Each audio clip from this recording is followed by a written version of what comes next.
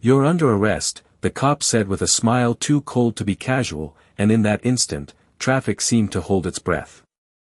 Rain shimmered across the blacktop in thin silver threads beneath the red and blue pulse of a patrol cruiser, each flash washing the roadside in restless color. Naomi Carter stood beside her sedan on the shoulder of Route 17, one hand resting near the open driver's door, her face calm in a way that did not fit the moment. Tractor-trailers rolled past in gusts of wet wind, their tires hissing against pavement, while a neon gas station sign flickered half a block away like a warning no one had read in time. Officer Daniel Whitmore stepped closer, chin raised with the practiced confidence of a man used to obedience. His flashlight beam skimmed Naomi's license, then lingered on her face as if he had already decided who she was. "Out of the car," he said again, almost amused, as though the order itself entertained him. But Naomi did not move with panic. She moved with precision. Slow. Measured. Her coat darkened with rain, shoulders squared, breathing steady. That steadiness unsettled something invisible in the air. Most people argued. Most people pleaded. She only looked at him and said softly, "Run my credentials first." Whitmore let out a quiet laugh. It was not loud, not theatrical, but edged with condescension sharpened by habit. "You people always say something like that," he muttered, reaching for his cuffs but not yet touching them. Across the road, headlights blurred into streaks through mist, and for one suspended second even the radio static in his cruiser seemed louder than the storm. Naomi's eyes lifted toward the patrol dash camera mounted behind the windshield. A small detail, almost nothing. Yet she noticed it. She noticed everything. The angle of the body cam clipped to Whitmore's vest. The slight tremor in his right hand. The dispatcher voice crackling faintly through his shoulder mic. She looked not frightened but observant, almost as if she were memorizing a scene already in motion. Whitmore mistook her calm for defiance. "Step away from the vehicle," he snapped, voice harder now. A passing driver slowed, watching. Somewhere nearby thunder rolled low, not dramatic but heavy enough to press against the chest. Naomi complied, but only after closing the car door with deliberate care, like someone refusing chaos entry. Her heels touched wet gravel. Rain slid from her hairline down one cheek, catching cruiser lights like liquid fire. Whitmore circled her with a predator's patience, seeing a lone black woman on a dark highway and believing the story belonged to him. What he did not see was how Naomi's gaze drifted once more toward the dash camera, then toward the dark tree line beyond the shoulder, where for the briefest moment something moved, headlights without sirens, distant and still. Easy to miss. Easy to dismiss. Whitmore leaned in. "Funny thing about authority," he said, lowering his voice. "People only respect it when they fear it." Naomi met his eyes then, and for the first time his smirk thinned. Because her expression held no fear at all. Only a strange, almost sorrowful patience. "Authority without conscience," she said quietly, "doesn't last long." The words landed softer than rain and somehow hit harder. Whitmore's jaw tightened. He reached toward her wrist. The red-blue light strobed across chrome, asphalt, and water, painting the scene in fragments, and somewhere beyond the patrol car, unseen by him, a pair of black SUVs turned off the highway and killed their headlights. Whitmore's fingers hovered near Naomi's wrist, but something in her stillness made him hesitate, a pause so brief another man might not have noticed it, yet in that flicker of uncertainty the night seemed to tilt. Rain tapped against the hood of the cruiser in a slow metallic rhythm while Naomi lifted her chin toward the storm and let the silence breathe. She had learned long ago that panic fed men like Whitmore. Calm unsettled them. The shoulder of Route 17 smelled of wet pine, diesel exhaust, and hot brakes cooling in the dark. Far beyond the highway guardrail, fields disappeared into blackness, but Naomi's mind was not here alone. It moved through memory, through months spent stepping carefully into shadows others ignored. She had not become an agent by force or bravado. She had become one. Because she understood what power looked like when it hid behind procedure. 2 years earlier, in Quantico, an instructor had once told her, the most dangerous abuse wears a badge and a smile. She never forgot it. Whitmore straightened and glanced toward his cruiser, pretending composure had never slipped. His radio crackled with dispatch chatter too garbled to make out, but the sound made his jaw tighten. "Step over to the hood," he said. Naomi obeyed without argument, each movement precise enough to seem almost intentional. Her hand brushed her coat as though checking for something, but she let it fall away. Whitmore noticed. "You carrying anything I should know about?" he asked. "Only the truth," Naomi said, so quietly he nearly missed it. He scoffed, yet unease threaded through the gesture. He was used to reading fear in faces, to sensing the surrender that usually arrived before compliance. But Naomi's expression held no collapse. It held patience. As though she were allowing time to reveal itself. A gust bent the roadside grass flat, and in its wake came the faint hum of engines somewhere beyond the trees. Not traffic. Idling. Waiting. Whitmore did not hear it over the rain. Naomi did. She thought of Marcus Reed, his gravel voice in a secure briefing room only 48 hours earlier. "If he crosses the line, do not stop him too soon. Let the pattern show itself. Let the evidence breathe." That instruction echoed now beneath every passing second. Whitmore moved closer again, confidence rebuilding in the shelter of his own assumptions. "Funny thing," he said, almost conversational, "people like you always think credentials can save you." Naomi turned slightly, enough for patrol lights to wash across her face in alternating crimson and blue. "No," she said. "Integrity saves you. Credentials only prove it." Something in those words struck harder than accusation. Whitmore's eyes narrowed. For the first time he studied her, not as prey but as puzzle. Her speech was too controlled. Her posture too disciplined. Even the way she watched the body camera on his vest felt wrong for an ordinary traffic stop. He opened his mouth to speak, then froze as dispatch suddenly sharpened through static. "Unit 12, verify status." His hand went to the radio. "Routine stop," he answered. Yet his voice had lost some of its ease. Naomi looked past him toward the darkness at the edge of the highway. Two faint silhouettes emerged where no vehicles had been moments before. Black SUVs, lights still dead, engines whispering. Whitmore followed her gaze too late. His smirk did not disappear all at once. It thinned by degrees, like confidence draining through a crack no one saw coming. Whitmore stared into the darkness where the two black SUVs now sat motionless beyond the shoulder, their shapes almost absorbed by rain and shadow, and for the first time the highway no longer felt under his control. Water dripped from the brim of his cap in a slow rhythm while the dispatcher's voice hissed again through static, asking for confirmation he did not immediately give. Naomi said nothing.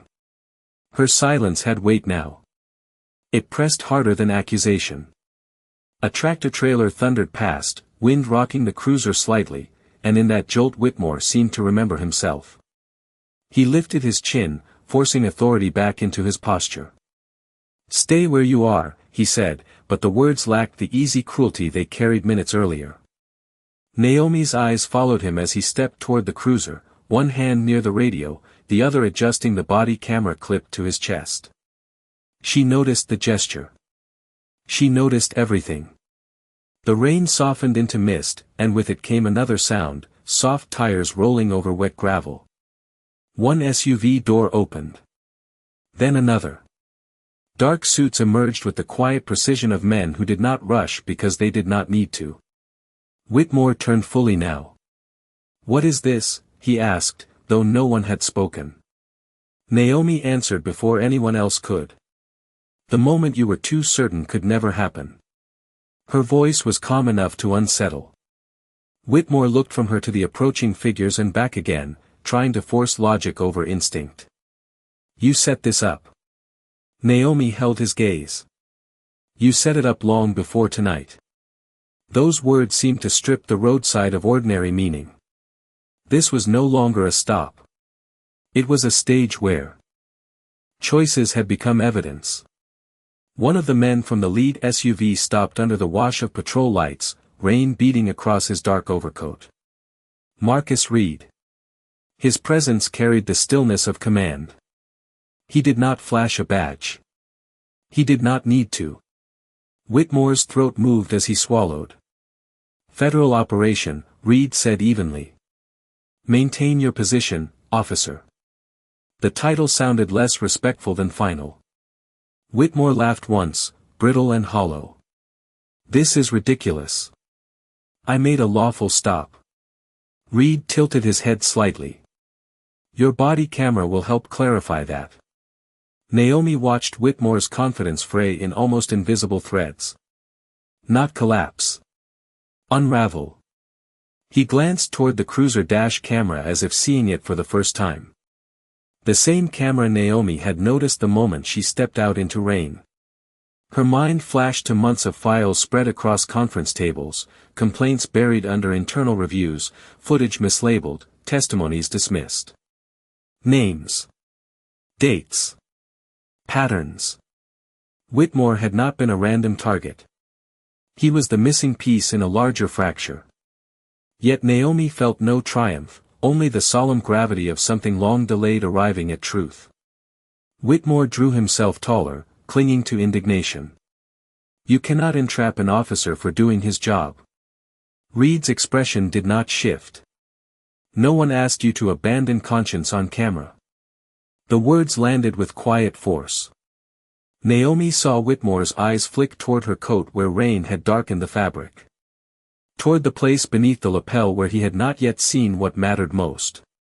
His hand rose halfway, uncertain whether to gesture or defend his authority, and then stopped as Naomi reached slowly inside her coat. Not abrupt. Not dramatic. Deliberate. A leather credential wallet caught the patrol lights as she opened it, gold seal gleaming against storm blue reflections. Whitmore stared. His breath seemed to leave him in silence. The smirk he had worn like armor was gone. In its place stood a man confronting the terrible loneliness of being wrong. The gold seal caught in the rainlight seemed brighter than the patrol strobes, and for several suspended seconds no one moved. Water gathered at the edge of Whitmore's jaw and fell in slow drops to the pavement while his eyes remained fixed on the credential wallet in Naomi's hand, as though looking long enough might make it become something else. Federal Bureau of Investigation. Her name beneath it. Naomi Carter. The words were simple, almost plain, yet they split the night wider than thunder. A passing sedan slowed, then moved on, tires whispering through puddles, leaving behind a silence so complete even the radio static sounded distant. Whitmore opened his mouth, closed it, then tried again. You are with the Bureau. It came out less like a question than disbelief searching for escape. Naomi lowered the credentials but did not break eye contact.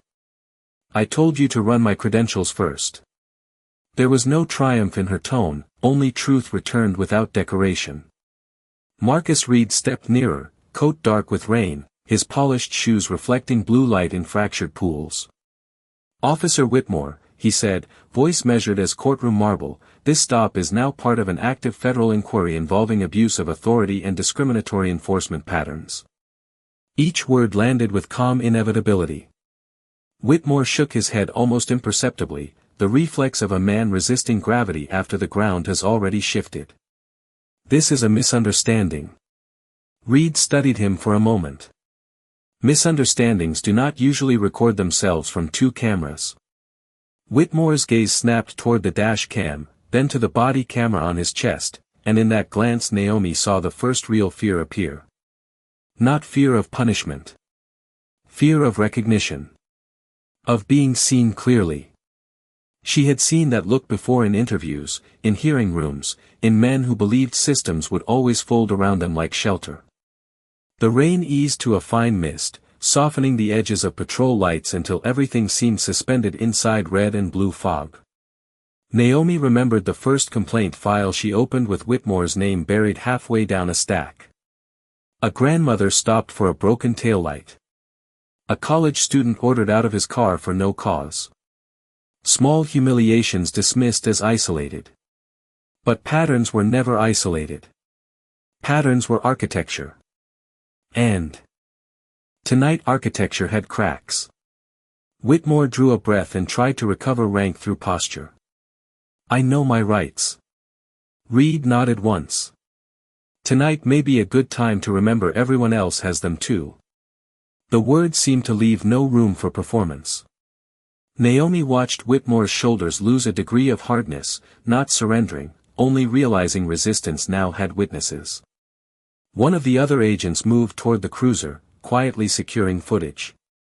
Another spoke into an earpiece, low and unreadable. Nothing dramatic. That made it feel even more irreversible. Whitmore looked back at Naomi as if trying to reconcile the woman he had presumed ordinary with the one now standing in federal light. Why let it go this far, he asked, voice roughened by something close to shame. Naomi answered after a long breath. Because some truths only reveal themselves when no one thinks they are being tested. The wind shifted, carrying the smell of wet pine and distant gasoline. Somewhere beyond the trees a freight train horn sounded, long and mournful. Whitmore lowered his eyes for the first time.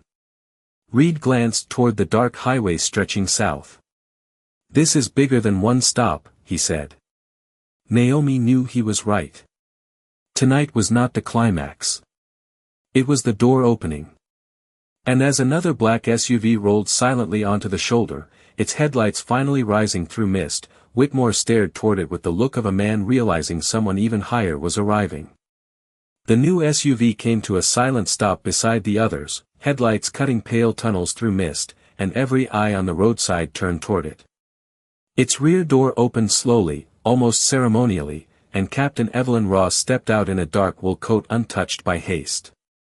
Even Whitmore recognized her before she spoke. Commander of Internal Professional Standards.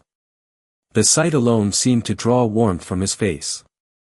Rain gathered along the collar of his uniform while he stood motionless, caught between instinct to explain and the knowledge explanations were shrinking by the second. Ross walked with the quiet assurance of someone accustomed to rooms falling silent when she entered. Her shoes touched wet pavement with soft measured taps, each one somehow louder than sirens would have been. She looked first at Naomi, then Reed, then finally Whitmore. Officer, she said, not unkindly, you have had a difficult night. The understatement cut deeper than accusation. Whitmore swallowed. Captain, I can explain. Ross studied him for a long breath as wind stirred the hem of her coat. I imagine that is what many people have tried to do after meeting you. Naomi felt those words settle through the air like cold iron. Yet there was no spectacle in Ross, only moral gravity. Reed handed her a tablet already streaming body camera footage. Reflections from the screen flickered across her face while she watched in silence. Whitmore shifted, no longer performing authority but enduring scrutiny. The patrol lights pulsed over rainwater pooled around their shoes, red turning to blue, blue to red, like the night itself could not decide whether this was judgment or revelation. Ross lowered the tablet. This was not random, she said. There have been 19 complaints linked to discretionary stops under your badge. Tonight was evidentiary confirmation. 19. The number seemed to strike Whitmore harder than any threat. He stared as if hearing his own history recited by a stranger. Naomi remembered reviewing those files, each one carrying the ordinary ache of people told no one important would listen. Tonight those unheard voices stood invisibly beside her. Whitmore tried once more to reach for dignity through denial. This is political. Ross's expression barely moved. No. Political is what people call accountability before they accept it. A freight train horn sounded again somewhere in the dark, long and low, threading through silence like memory. Whitmore's shoulders dropped a fraction. What happens now? He asked. Reed answered softly. Now truth stops being private. Naomi saw in Whitmore something new, not innocence, not redemption, but the first fracture where conscience sometimes enters. He looked toward her again, no longer with contempt, almost with bewildered regret. You could have exposed me months ago. Naomi breathed in the scent of wet earth and gasoline before answering. Change that lasts does not begin with humiliation. It begins when wrongdoing cannot hide from itself. Ross nodded faintly, as if recognizing something older than policy in those words. One of the agents approached with paperwork, quiet as snowfall. No raised voices. No dramatic takedown. Only procedure, which somehow made justice feel heavier. Whitmore removed his gloves slowly and placed them on the cruiser hood, a gesture so small it might have gone unnoticed, yet Naomi understood it as surrender of a role he had worn too long. Rain had nearly stopped now. Drops clung to the squad car light bar like scattered glass. Ross turned toward Naomi. Agent Carter, Washington has reviewed the broader corruption package. She paused. There is something you need to hear. Even Reed looked toward her. Naomi felt the air tighten.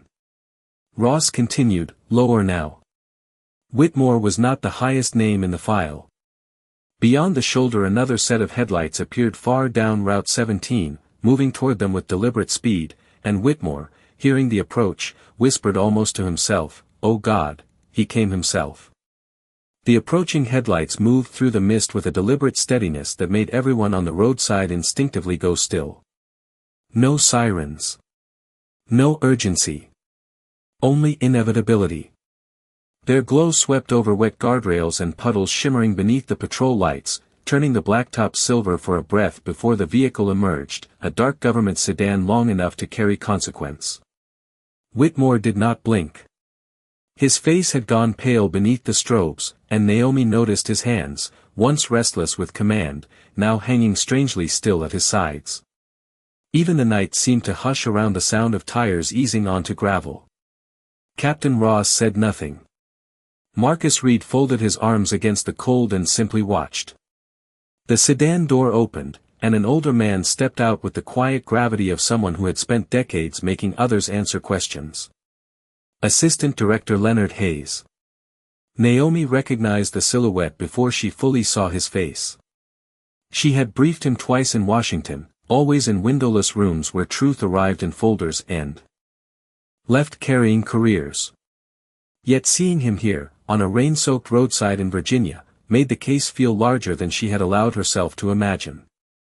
Hayes adjusted his overcoat and looked first not at Naomi but at Whitmore. "Officer," he said, voice low and almost gentle, "you saved us months." Whitmore frowned, confused. Hayes glanced toward Naomi. He did exactly what the pattern predicted. The words carried no triumph. Only grim validation. Naomi felt a wind move through the pines and remembered the first day she entered the operation under cover, Reed warning her corruption never begins with monsters, only ordinary people certain no one is watching. Tonight that certainty was gone. Hayes stepped closer until rainlight caught the silver in his hair. "This was never solely about traffic stops," he said. "This line leads upward." Whitmore's lips parted. "The chief," he whispered.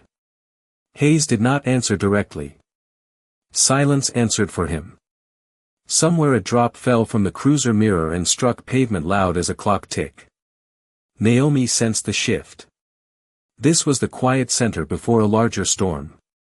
The red and blue flashes no longer felt chaotic but slow, almost tidal, washing over faces held in suspended reckoning.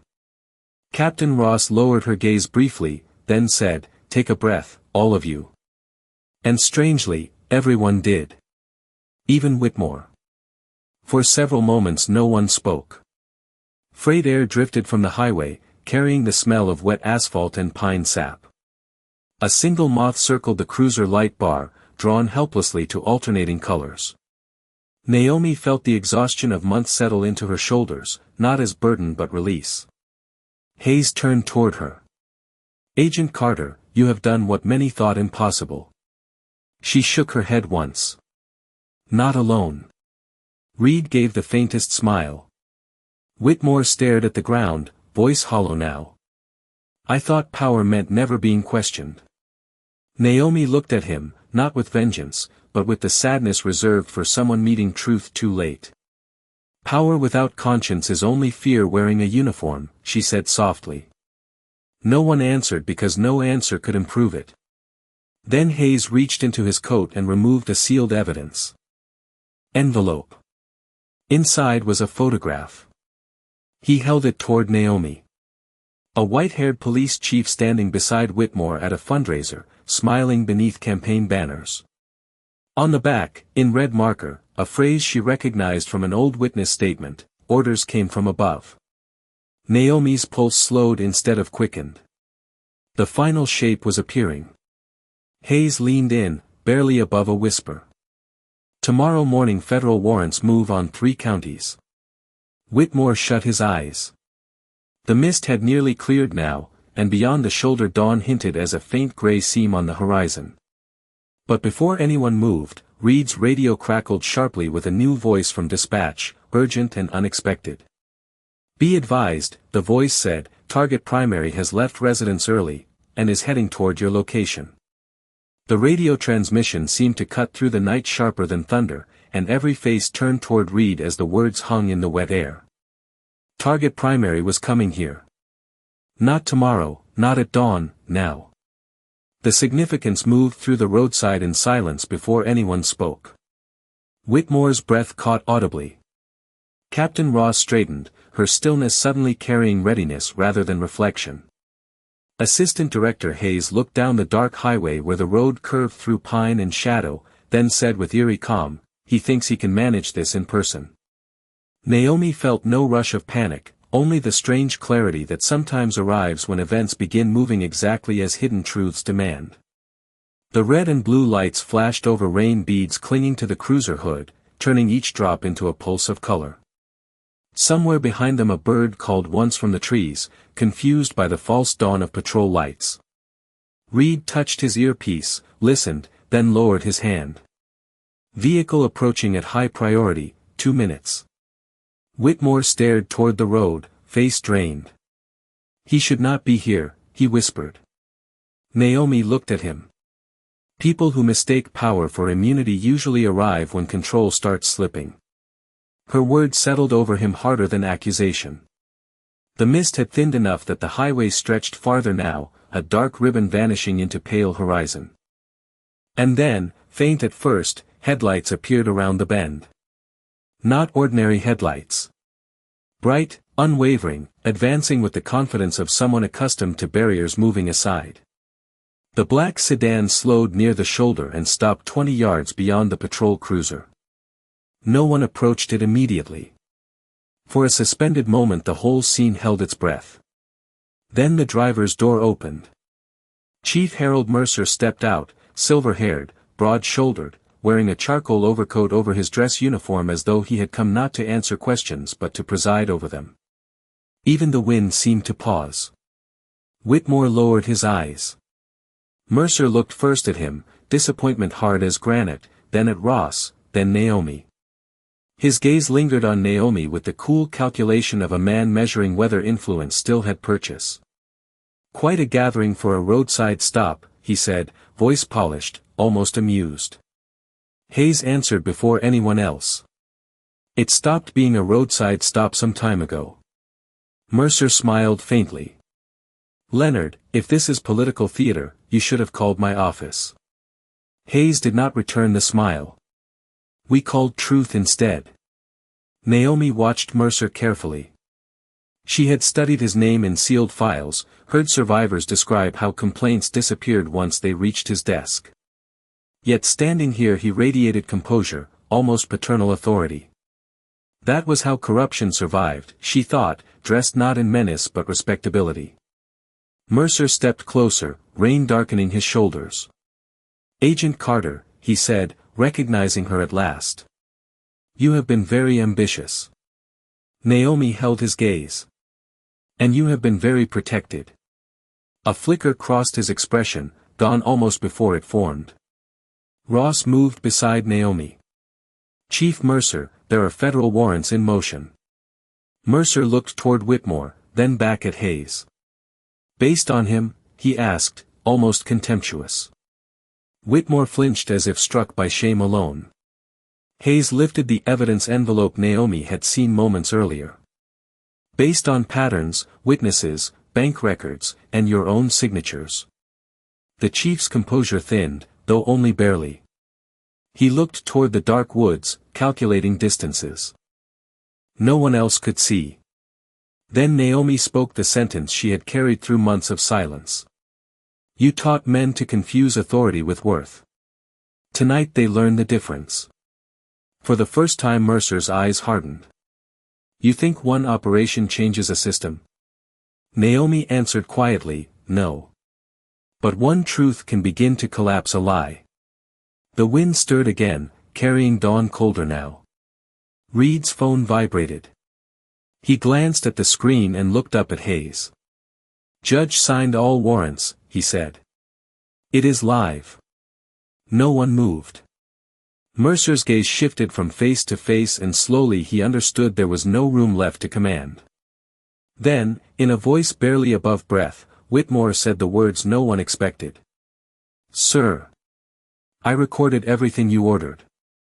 And Mercer turned toward him with a look of stunned betrayal as the first edge of sunrise touched the highway. Mercer turned toward Whitmore as if the world had tilted beneath him, and the polished certainty he had worn like armor began to fracture in plain sight. Dawn bled slowly along the horizon, a thin silver seam over the pines, while the patrol lights that had ruled the night now seemed weaker against growing morning. No one spoke for several heartbeats. The silence was so complete Naomi could hear water dripping from the cruiser bumper onto gravel. Whitmore stood rigid, but something in him had shifted. The fear that once looked like self-preservation now resembled exhaustion. Years of obedience, compromise, rationalization, all of it seemed to settle in his lowered shoulders. Mercer's voice came low and cold. You would betray me here. Whitmore lifted his eyes. I betrayed myself a long time ago. The word startled even him. Captain Ross looked away briefly, perhaps because truth spoken without defense carries its own solemnity.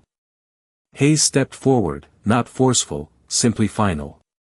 Chief Mercer, you are relieved pending federal custody procedures. Mercer laughed once, but the sound held no confidence now. Over paperwork and a frightened patrol officer? Naomi answered before Hayes could. Over lives diminished by men who believed paperwork could bury conscience. The morning light touched her face then, softening the hard geometry of the night. Mercer looked at her for a long moment, searching perhaps for hatred, for vindication, for anything he could reduce to personal grievance. He found none. That seemed to trouble him more. Reed quietly produced a small digital recorder and held it where all could see. Officer Whitmore's supplemental recordings, he said. Every unauthorized instruction routed through command. Mercer's jaw tightened, but he did not reach for denial again. Some lies, Naomi knew, die not with drama but with the simple exhaustion of no longer being believed. Wind moved through roadside grass in gentle waves. A mourning dove called from somewhere unseen. The world, indifferent and beautiful, continued. Whitmore turned slowly toward Naomi. I expected you to destroy me. Naomi studied him, the same man who had hours ago smiled at humiliation as though it were routine. Yet in this gray dawn he looked smaller, almost human in the vulnerability of being known. Destruction teaches little, she said softly. Recognition changes more. Whitmore lowered his head. Mercer looked between them and something hard in his expression seemed to loosen into bewilderment. After all this, he asked Naomi, you would show mercy? She answered with the calm that had unsettled power from the beginning. Mercy is not the absence of justice. It is refusing to become what harmed you. Even Hayes seemed moved by the stillness after those words. Ross stepped beside Mercer. No raised orders. No spectacle. Only the quiet dignity of process. Mercer removed his own badge from his coat with deliberate fingers and stared at it a long moment before handing it over. Metal touched Ross's palm with a sound almost too small to hear, yet it seemed louder than sirens. A life of authority reduced to a gesture. Whitmore watched with wet eyes he did not wipe. Naomi felt no triumph, only the strange sorrow that often accompanies moral victory. Reed glanced east where sunlight now spilled over the road in pale gold. "It is over," he said. Hayes shook his head faintly. "No," he replied. "It has begun." Naomi understood. Justice was rarely a moment. It was a door held open by courage. Mercer, quieter. Now, looked once more at Naomi. "Why keep speaking when the system was built not to hear you?" She breathed in the morning air. "Because silence protects the wrong people." No one answered. None needed to. In the distance church bells from a small town began ringing 6 o'clock through the mist. Ross signaled the waiting agents. Procedures moved forward in hushed efficiency. And as Whitmore stood beside Naomi one final time before being led away, he whispered, almost in wonder, "Kindness was the part one never understood." Naomi looked toward the rising sun over Route 17 and said, "That was always the strongest part." Morning opened over Route 17 with a softness the night had concealed, as though the world had decided not to celebrate justice with noise but with quiet. The patrol lights were dark now. Their colors gone. Only dawn remained, spreading pale gold over wet asphalt, over guardrails still jeweled with rain, over the black SUVs waiting in silence like shadows preparing to dissolve. Naomi stood beside the shoulder where hours earlier suspicion had tried to define her, and now only wind moved around her coat. The air carried the clean scent of pine and cooling pavement warmed by the first touch of sun. Somewhere nearby a truck rolled in the distance, its low hum fading into morning like memory receding. Whitmore paused before being led toward a federal vehicle, not resisting, not pleading, only looking once at the road where he had so often believed authority belonged to him alone. His face seemed older in daylight. Softer too.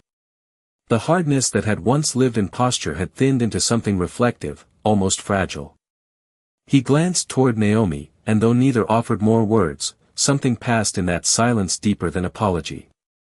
Recognition perhaps. Or the beginning of remorse. Captain Ross stood a few feet away, badge in hand, watching the horizon rather than the fallen symbols of rank beside her.